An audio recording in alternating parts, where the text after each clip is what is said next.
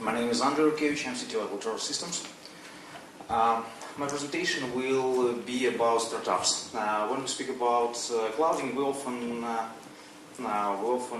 imagine huge company with data centers, think about savings that the company has, but with recent social activity, it's quite possible for a startup company to have huge traffic right away in 3, 4, 5 months.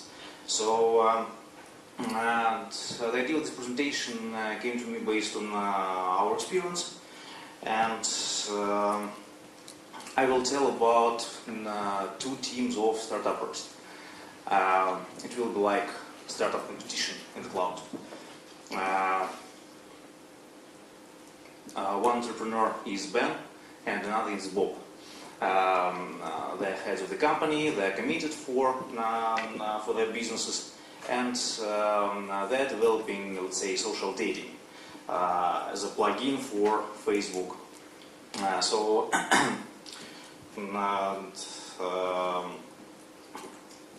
One of them will use cloud and another one will use traditional hosting. So competition begins. Both guys have first version of their applications. They worked hard before, and now this application is released. And Bob releases this application to cloud, let's say to Amazon, and Ben takes a dedicated server. Bob decides to take a course strategy that he will take some small instance and he will grow. He will grow the instance with the traffic, and Ben knows that there will be a lot of traffic, that application will be popular, and he takes a mid-sized dedicated server for his usage. As a measurement for the competition, we will use money and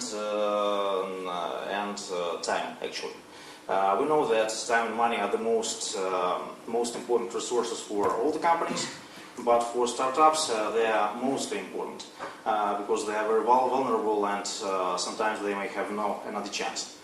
And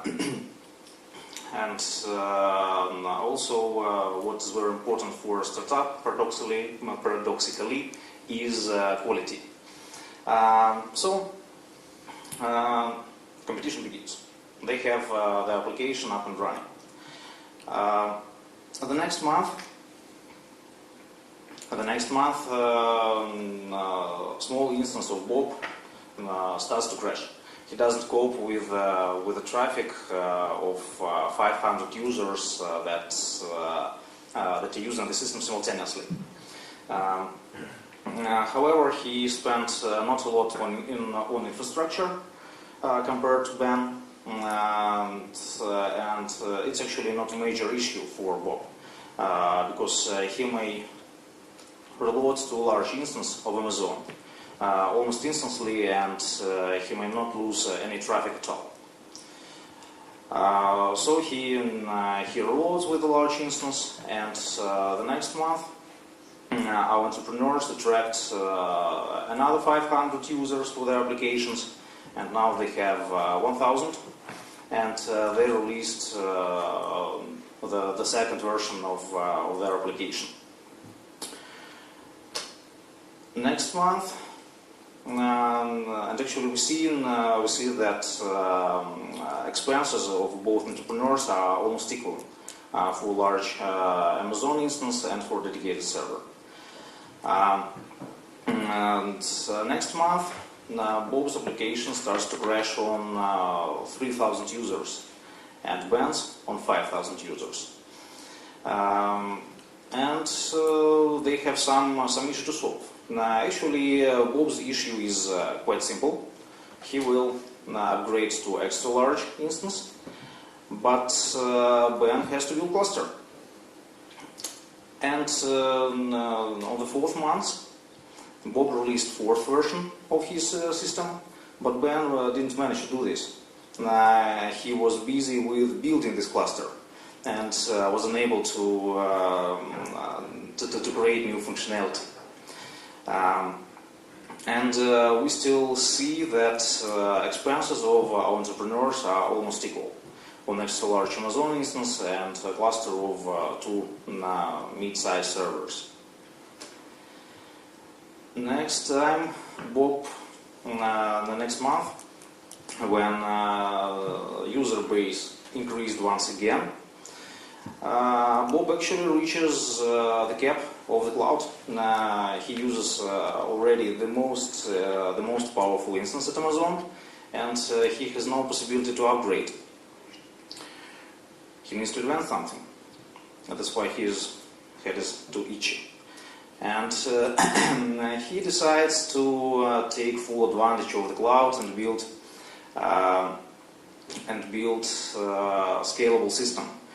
He will have 2 permanent large instances for database and application server, and scalable instances that will be used on demand.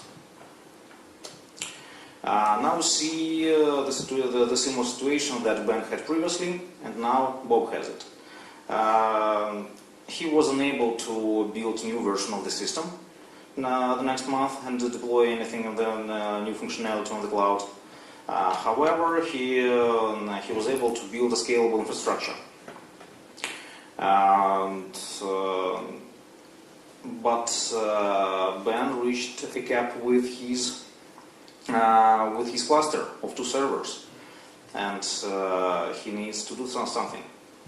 What he will do, he will create a cluster of 4 servers, and next time the same situation. Ben spent his month in building the cluster of 4 servers, but Bob is scaling quite easy. And actually his spending didn't grow too much. As you see, infrastructure spending of Bob are 550 plus 92. 550 are permanent instances, and 92 are flexible. There will be 2 servers on average for 4 hours a day on average. And he was able to move forward with functionality, to gain new users. And actually, with his scalable infrastructure, he is able to attract up to 40,000 new users per month. So, next month, Bob is doing okay. He's attracting users, developing new functionality, spending not too much money on the infrastructure. But Ben has a dilemma: what to do? He may either increase his system to 8 servers or go to the cloud. And if he creates a system of 8 servers, he would probably spend $2,000 monthly just on the server infrastructure. If he goes to cloud, he decreases his spending. So he decides to go to the cloud. And while Bob is doing good, developing new versions and growing his client base, and Ben spent 3 months of 9 fixing infrastructure problem, his traffic base is declining. And we may see that he lost 50,000 of his users. But he already has elastic system. And next month we have a problem. Ben is continuing to losing customers because of bad reputation. Bob is growing. He spends quite a lot of money on the infrastructure, but it's worth it because he has real users who may help him get venture money and go forward. And Ben has an itchy head. What to do? To continue or just to shut down? So, as recommendations for our entrepreneurs, I would say that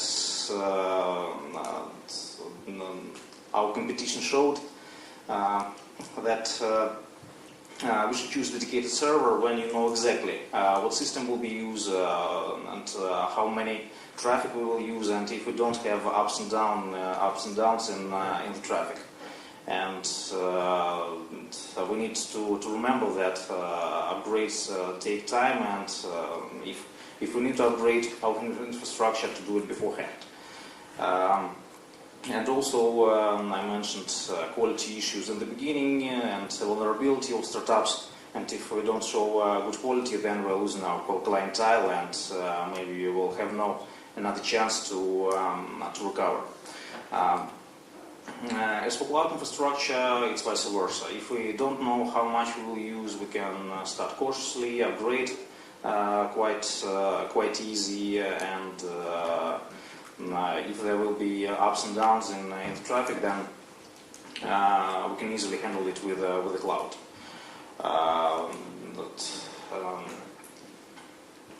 The advice that we could give to our cloud entrepreneur is to monitor system loads and upgrade to the large instance before it's starting to crash and work slowly, and to test scalability of the application himself, and not to have users do this for him.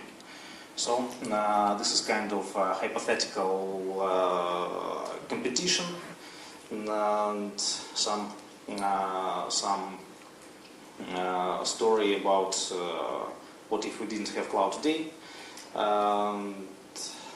If you have some questions to my presentation, I'll be happy to answer them afterwards. Thank you.